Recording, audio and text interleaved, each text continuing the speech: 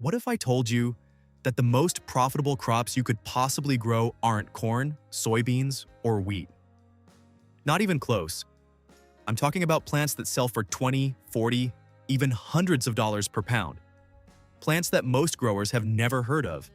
Plants so in demand that supplement companies, chefs, and health-conscious consumers are actively searching for supply that doesn't exist yet. Here's what's happening. While most people are fighting over commodity crops with margins so thin they barely cover the cost of fuel, there are specialty plants out there generating serious wealth for the growers who know about them. Low startup costs, massive profit margins, markets that are chronically undersupplied, and almost no competition, because most people don't know these markets exist.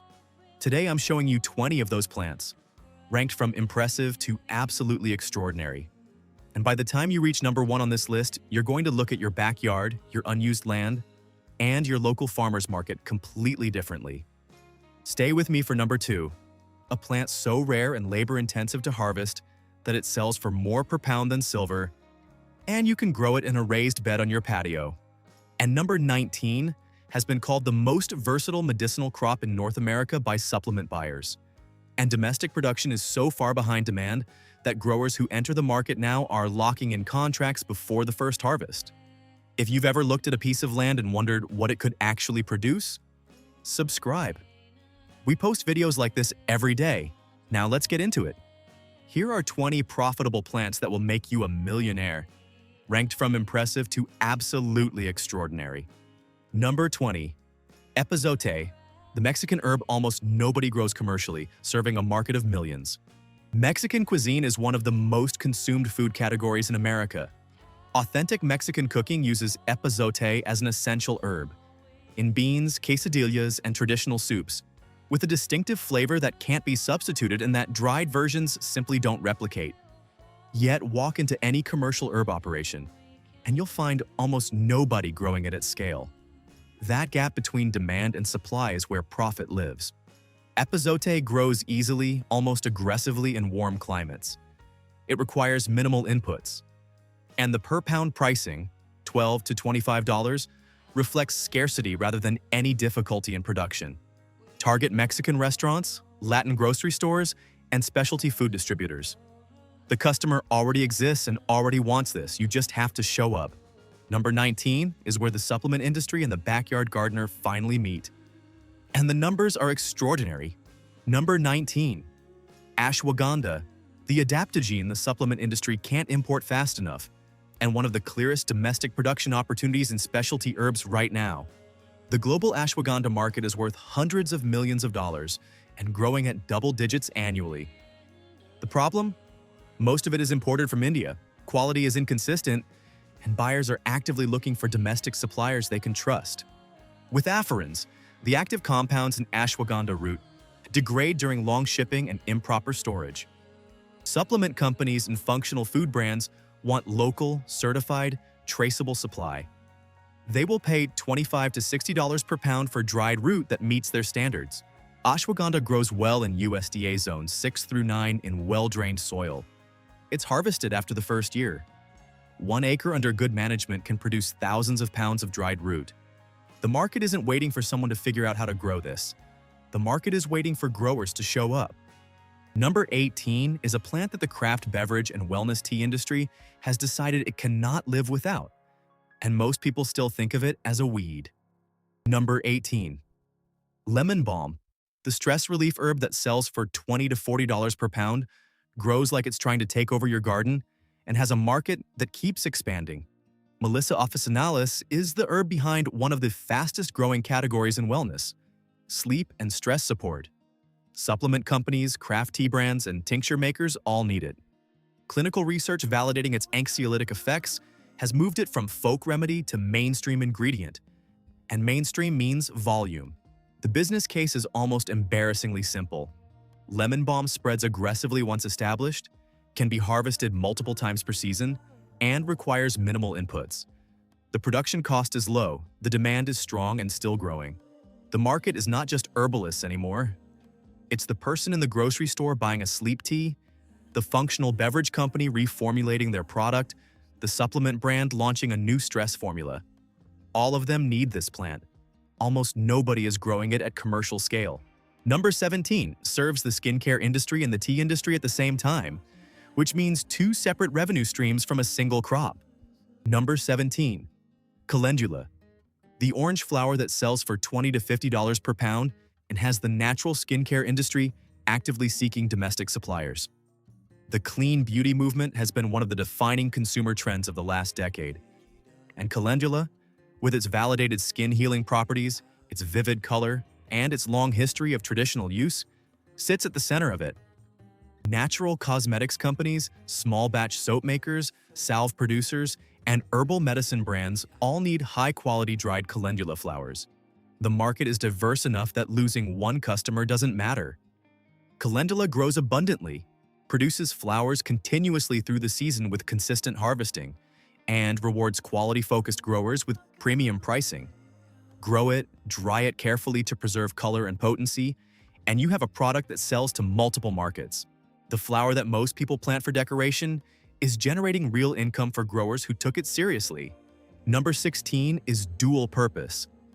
And that's exactly what makes it one of the most resilient specialty crops on this list.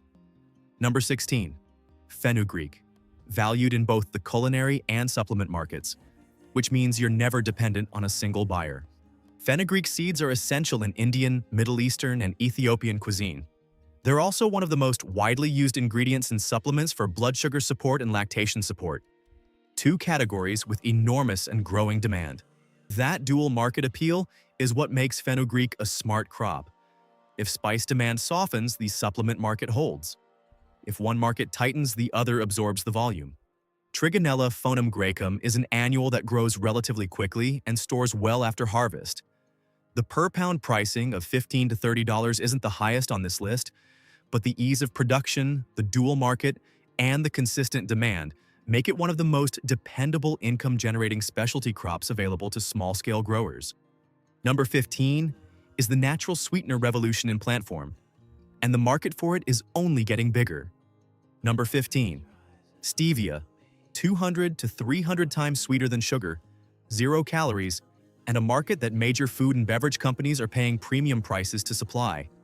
Consumer demand for natural zero-calorie sweeteners has exploded as people move away from both refined sugar and artificial alternatives. Stevia is the category leader, and most of the commercial supply chain runs through large industrial processors. But there's a parallel market that industrial producers can't easily serve. Fresh and minimally processed stevia leaves for artisan tea producers, small functional food brands, home brewers, and direct consumers who want the leaf rather than the extracted powder. Stevia rebaudiana grows as a tender perennial in warm climates and as an annual in cooler zones. The dried leaf market, which requires no complex processing, is accessible to small-scale growers and commands solid per-pound pricing. The sweetener revolution has a plant at its center. Most growers haven't noticed yet. Number 14 is a plant you've probably used in your kitchen without ever considering that you could be selling it. Number 14, ginger, a staple in 100 cuisines and one of the most researched medicinal plants on Earth, with domestic fresh production dramatically behind demand. Virtually all fresh ginger consumed in the United States is imported. The infrastructure for domestic fresh ginger production barely exists, which means growers who build local supply chains are filling a market with almost no competition. Chefs, natural grocery stores, juice bars, and functional food producers all want locally grown, fresh ginger. They will pay premium prices, $15 to $30 per pound at the specialty level, for a product they can trace and trust. Zingiber officinale requires warm conditions and consistent moisture, but produces reliably in zones 7 and above, and in containers or greenhouse environments in cooler climates. Rhizomes planted in spring harvest in late fall. The market for ginger at every level of the value chain, fresh, dried, powdered, extracted, is consistent, well-established, and chronically dependent on imports that domestic growers could replace. Number 13 is the herb that every Japanese and Korean restaurant in America wants fresh, and almost none of them can find locally. Number 13, shiso, $20 to $50 per pound, exploding restaurant demand, and almost zero domestic commercial supply. Japanese and Korean restaurants are opening across every major American city. and every one of them needs fresh shiso. The herb is essential in sushi preparation, as a wrap for grilled meats in pickling, and as a garnish whose flavor nothing else replicates. The problem: fresh shiso is nearly impossible to source locally in most American markets. What exists comes from a handful of specialty farms serving major coastal cities, leaving the rest of the country essentially unserved. Perilla frutescens grows vigorously, self-seeds readily once established, and can be harvested throughout the growing season. The entry barrier isn't production, it's awareness. Most growers don't know this market exists. The restaurants that need it absolutely do, and they're willing to pay $20 to $50 per pound for consistent local supply. Show up, and you have the market. Number 12 is the herb hiding in plain sight in most American gardens. And the people who understand its value are getting paid for what everyone else pulls out and composts. Number 12. Purslane. The weed that's more nutritious than spinach sells for $15 to $30 per pound at specialty markets and grows without any help from you. Portulaca oleracea contains more omega-3 fatty acids than most leafy greens. It has a clean, slightly lemony flavor that upscale restaurants are discovering as a salad green and garnish. Farm-to-table chefs love unusual, nutritious greens with a story, and purslane has both the nutrition and the narrative. The business opportunity is almost absurdly simple. Purslane grows as a weed in most temperate climates, costs nothing to establish, and requires no inputs. The only investment is harvesting and finding the right buyers. Farmers markets, specialty grocery stores, and restaurants with adventurous menus are the target customers. This is not a crop you build from scratch. It's a crop you learn to recognize and monetize from what's already growing. The weed that everyone removes is the cash crop that nobody has claimed yet. Number 11 is the herb that Ayurvedic and Chinese medicine have used for centuries, and that the modern supplement industry is now treating as one of its most important ingredients. Number 11. Tulsa, holy basil, $20 to $45 per pound. With demand from wellness consumers, supplement companies, and craft tea brands growing simultaneously. Tulsi has crossed from traditional Ayurvedic practice into mainstream American wellness culture, and it's brought its market with it. The adaptogen category in supplements is worth billions, and Tulsi is one of its primary ingredients. Craft tea companies are building entire product lines around it. Direct-to-consumer wellness brands need it as a key ingredient in stress and immune formulas. Ocimum tenuiflorum grows easily in warm climates or greenhouses, produces multiple harvests per season, and dries well for year-round sales. The dried herb market is strong and diversified across enough buyers that supply contracts are realistic for growers at scale. Tulsi is no longer exotic in the American wellness market. It's expected, and the growers positioned to supply it domestically at consistent quality are capturing a premium that importers can't match. I want to stop here for a moment, because what I'm about to share with you isn't something I plan to mention until the end of this video. If you're watching this and thinking seriously about actually building something from these plants, not just adding one herb to your garden, but creating a real income-generating operation, I put together a complete business system for exactly that. It's called the Green Gold Code, and it's not a list of plants. It's a step-by-step system for turning medicinal herb growing into a sustainable, high-margin herbal business, from identifying your market, to setting up production, to finding buyers, to scaling. The kind of roadmap I wish existed when I started looking at this space. If that sounds like something you need, the link is in the first pinned comment below. No pressure, keep watching. But if you're serious about making this real, it's there. Now, back to the plants. Because the second half of this list is where the numbers get genuinely extraordinary. Number 10. Lovage. The chef's secret ingredient that sells for $15 to $30 per pound and is virtually unavailable through any commercial supplier. High-end restaurants are always searching for ingredients that set their dishes apart from everything else on the block. Lovage, with its intense, complex flavor described as celery meeting parsley with notes of something uniquely its own, is exactly that ingredient.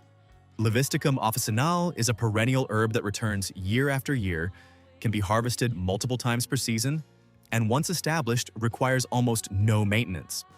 The market is not mass retail. The market is chefs, specialty food companies, and farmers market customers who understand flavor. Scarcity is the product. Because lovage is virtually unknown in commercial agriculture, you are automatically one of the few suppliers in any local market you enter. The profit here is not about scale. It's about being the only person in the room with something everyone in the room wants. Number 9 is a plant that chefs in Latin American and Asian restaurants consider completely irreplaceable and almost impossible to find fresh anywhere. Number 9. Culantro. Not cilantro, but worth significantly more, with passionate demand from Latin American and Asian cuisine that's still largely unmet by domestic supply. Eryngium foetidum has a stronger, more intense flavor than cilantro. It's essential in sofrito, recaito, Vietnamese po, Thai curries, and countless traditional dishes where cilantro simply doesn't deliver the right character. Most people who want it have to search ethnic markets, and even then, supply is inconsistent. The business opportunity is straightforward.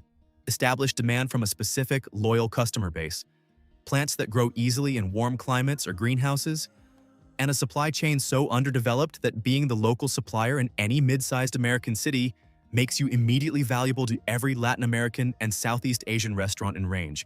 Ethnic cuisines are mainstream American food. The ingredients that define them haven't caught up to the market. That gap is money for growers who notice it. Number 8 is the foundational medicinal herb that the supplement industry uses in more formulations than almost any other plant, and domestic organic supply can't keep up. Echinacea, the immune support herb that sells for $15 to $35 per pound and anchors supplement formulations worth hundreds of millions in annual retail sales. Echinacea purpura is one of the most sold herbal supplements in the United States. Walk into any pharmacy, health food store, or grocery store with a supplement aisle and you'll find it. The market is not niche. The market is mainstream and year-round. And yet domestic organic echinacea production consistently falls short of what supplement manufacturers need. Growers who can produce certified organic echinacea root and aerial parts at consistent quality have a ready buyer pool that spans from small herbal companies to large supplement manufacturers. Echinacea is a perennial that takes 2 to 3 years to establish for root harvest, but produces aerial parts from the first year. The patience required is exactly what keeps most growers away, which is exactly what keeps pricing strong for those who commit. Number 7 is the ancient Japanese herb going mainstream in American cuisine faster than the supply chain can follow. Number 7. Real wasabi. One of the most difficult crops to grow, one of the highest value crops per pound, and a market where almost every buyer is currently accepting an inferior substitute. Here is a fact that should get your attention. Virtually everything sold as wasabi in America is horseradish with green food dye. Real Wasabia japonica, with its clean, complex heat and its genuine pharmacological properties, sells for $50 to $200 per pound fresh and commands even higher prices from high-end sushi restaurants, specialty retailers, and direct consumers who know the difference. The difficulty of growing real wasabi is precisely its value proposition. It requires cool, consistently moist, shaded conditions, challenging to replicate but not impossible. Dedicated growers in the Pacific Northwest, Appalachia, and shaded stream environments across the country are producing it successfully. The market is small but extraordinarily premium, and every buyer who knows real wasabi will pay whatever it takes to get it. Difficult to grow, easy to sell. That equation defines the most profitable specialty crops.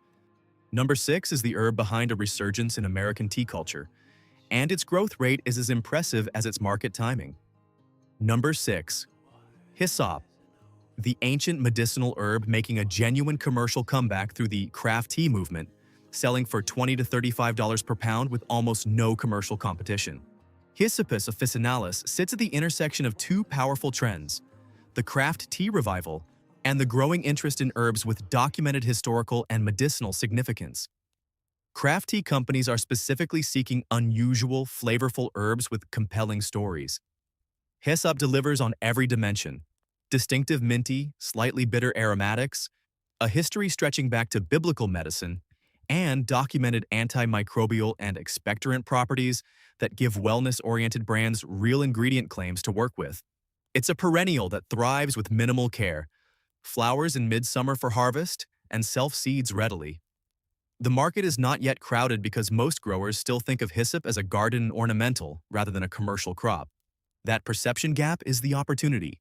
Number 5 is the adaptogen category's most studied plant, and the company trying to sell you a pharmaceutical version of its active compound paid billions to do what you can do with a seed.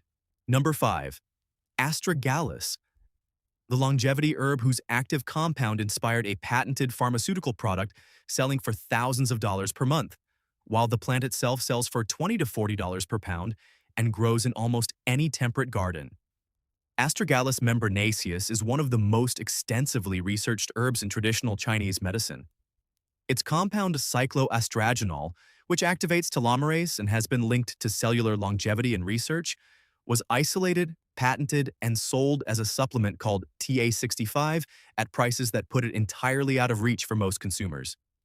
The source plant costs a fraction of a percent of that. Supplement companies, functional food brands, and traditional Chinese medicine practitioners all need astragalus root. It grows well in temperate climates, is drought-tolerant once established, and produces harvestable roots after 2 to 3 years. The longevity supplement market is one of the fastest-growing categories in the industry. Astragalus is one of its foundational ingredients, and domestic organic production is well below what buyers need. Number 4 is the cognitive enhancement category's premier plant, and the intersection of two separate high-growth markets makes it one of the most compelling commercial opportunities on this list.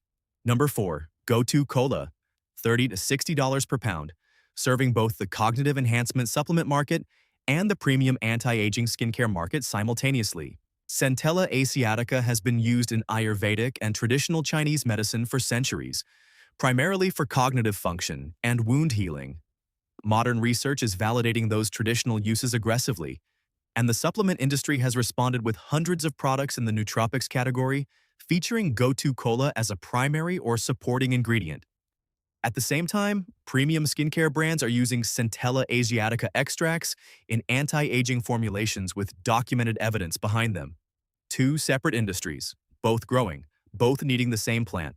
Go-To Cola grows in moist, warm conditions and can be harvested multiple times as a perennial. Production challenges are real but manageable, and growers who establish reliable supply for supplement or cosmetic buyers can negotiate consistent contracts that make the operation predictable. The intersection of two premium markets is where specialty crop profits live. Number 3 is the herb that Yaupon holly is still trying to displace. And despite the competition, its per-pound pricing and market depth remain unmatched in the caffeinated botanical space. Number 3. Yaupon holly, America's only native caffeinated plant, $30 to $70 per pound, and a market positioning story that no imported tea can replicate. Ilex vomitoria is the only plant native to North America that contains caffeine, and it was used by indigenous peoples for thousands of years before European colonists, reacting to its Latin name, effectively erased it from the continent's food culture. That erasure is ending. The craft beverage industry, the local food movement, and the sustainability-focused consumer are all converging on Yaupon as the only caffeinated American plant with the story, the flavor, and the ecological credentials to build a genuine brand around. Yaupon grows wild across the southeastern United States. Cultivated production is still in its infancy, meaning growers who establish plantings now are entering a market before demand has been formally organized. Early movers in markets like this don't just get a share of the category, they get to define it. The tea that America forgot for 300 years is coming back. The grower's position now will own that story. Number 2 is the spice that sells for more per pound than silver, and the entire global supply comes from a flower that you can grow in a raised bed. Number 2, saffron, the most expensive spice in the world by weight, $500 to $5,000 per pound depending on quality and market, and a crop that can be grown in a backyard with minimal space and investment. Every strand of saffron is the hand-harvested stigma of a Crocus sativus flower. 1 pound of dried saffron requires roughly 70,000 flowers to produce. That labor intensity is why it commands the prices it does, and why quality saffron from small-scale domestic growers commands premiums that imported commodity saffron cannot. The market for high-quality domestic saffron, sold fresh to local restaurants, at farmers markets, or directly to consumers who understand what they're buying, operates at prices that the commodity market can't touch. Crocus sativus bulbs are planted in late summer and flower in autumn. Each bulb multiplies each year, expanding your planting without additional cost. 100 square feet can produce meaningful commercial quantities in year 2. The math is unlike any other crop on this list. No commodity crop on Earth gives you $500 per pound at small scale. Saffron does, every time. And now, number 1. The plant that, when you understand its full commercial picture, makes every other crop on this list look like a warm-up act. Number 1. Moringa, the miracle tree that grows 15 feet in its first year, produces leaves that sell for $20 to $40 per pound, and has a supplement and functional food demand that is still dramatically outpacing available supply. Moringa oleifera is one of the most nutrient-dense plants on the planet. The leaves contain complete protein, significant quantities of vitamins A, C, and E, calcium, potassium, and iron, in concentrations that make the supplement industry's enthusiasm entirely rational. Moringa powders in smoothie shops, supplement capsules, functional food formulations, and health food stores across the country. Most of it is imported. The domestic supply chain is almost non-existent relative to demand, and that gap is growing, not shrinking, as consumer awareness of moringa continues to expand through mainstream wellness channels. Here is what makes moringa genuinely extraordinary from a production standpoint. The tree grows faster than almost any other woody plant, 15 feet in the first year under good conditions. It can be harvested multiple times per season in warm climates. It tolerates drought and poor soil conditions that would destroy most specialty crops. And once established, it returns year after year with minimal inputs. The economics are compelling at every scale. A small urban operation, a diversified homestead, or a dedicated specialty farm. The market is not a niche waiting to be developed. The market is already there, already spending, and still looking for domestic supply it cannot find. Moringa is not the future of specialty crops. It's the present, and most growers still haven't looked up from their commodity fields long enough to notice. Before I wrap up, let me say something directly. You just watched 20 plants that represent real commercial opportunity. Not theory, not speculation, but documented markets with documented demand and documented pricing that small-scale growers are already capturing right now. Most people will watch this video and do nothing with it. They'll find it interesting, maybe share it, and go back to whatever they were doing before. But if you're the kind of person who watched all the way to the end, I think you're different. I think you're actually considering what it would take to build something from this. So here's what I want to offer you. The Green Gold Code is the business system I built specifically for people who are serious about turning plant growing into a real, high-margin operation. Not a general gardening guide, a step-by-step framework for identifying your market, establishing your production, finding buyers, and scaling, built specifically for medicinal and specialty herb businesses. The link is in the first pinned comment below. Take a look when you're ready. The most profitable crops aren't the ones everyone is growing. They're the specialty plants serving markets with passionate demand and almost no local supply. These 20 plants represent a fundamental shift in how you can think about what land is for and what plants can do for your financial future. You don't need hundreds of acres. Many of these crops are viable on small plots, in greenhouses, in containers, or in spaces you're already ignoring. You don't need massive capital. You need knowledge, which you now have, and the willingness to serve markets that most growers are too busy looking past to see. The plants that got forgotten or overlooked didn't lose their value. They're worth exactly what they were always worth. The market just needs someone willing to grow them. That someone can be you. Tell me in the comments. Which plant on this list are you most excited about? Which one surprised you the most? Which one are you already growing or planning to grow? I read every comment and I want to know what resonated. Share this with someone who's been looking for a way to make land actually pay. A homesteader, a small farmer, someone with a backyard and a question about what to do with it. This video might be the answer they were looking for. Subscribe and ring the bell. Next week, we go deeper into how to actually build a specialty crop business from the ground up. I'll see you in the next one.